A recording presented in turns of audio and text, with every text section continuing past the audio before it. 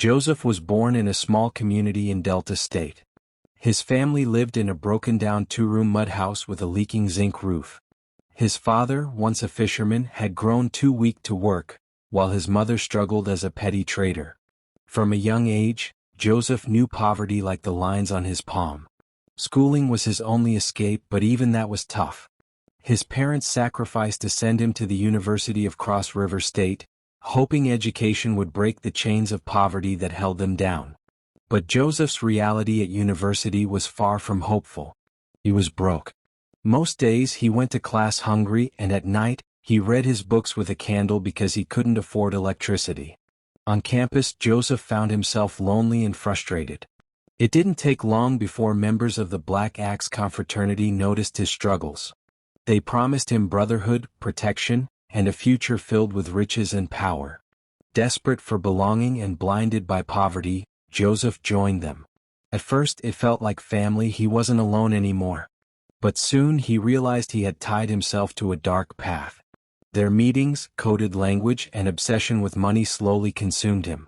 Still, Joseph believed joining them was his only way out of poverty. Life took a turn when Joseph met David, a student who seemed to have everything he lacked. David was a Vikings Confraternity member, but unlike others he ran a popular HK, an internet business office where young men engaged in online dealings to make money.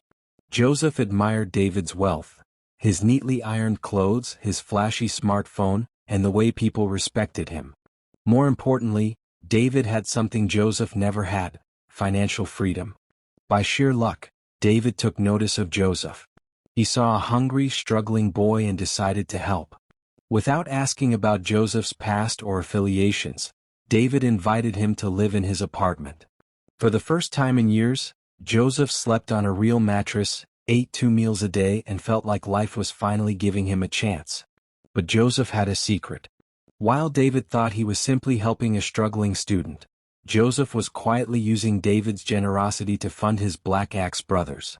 Whenever money came into David's HK office, Joseph would divert small amounts, sending them discreetly to his confraternity members. He thought no one would notice. To him it was loyalty, keeping his Axe brothers strong.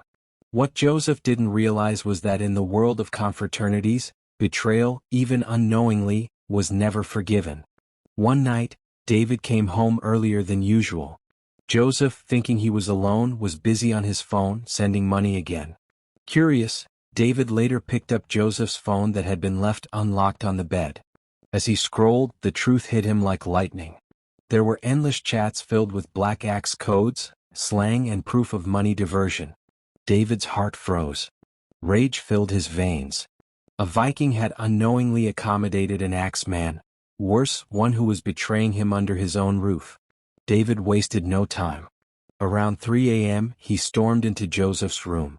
His voice thundered as he shouted accusations. Joseph tried to explain, stammering through tears, but it was too late. The betrayal was unforgivable. Other Vikings members who lived nearby were called in. Joseph was beaten, his cries echoing through the night. By dawn he was dragged outside, his body weak and his dignity shattered. He was thrown out of the house, barefoot, with nothing but his torn shirt clinging to his bruised body. Joseph wandered through the empty streets of Calabar, broken and humiliated. The reality of his decisions weighed heavy on his soul.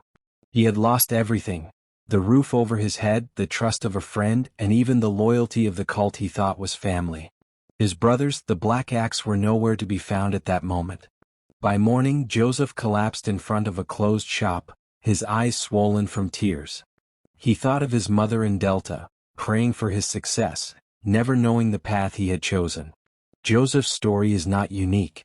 Across Nigerian campuses, countless young men like him are lured into confraternities, thinking they will find wealth, protection, and brotherhood. Instead, they often find pain, betrayal, and destruction. Joseph's downfall teaches a hard truth.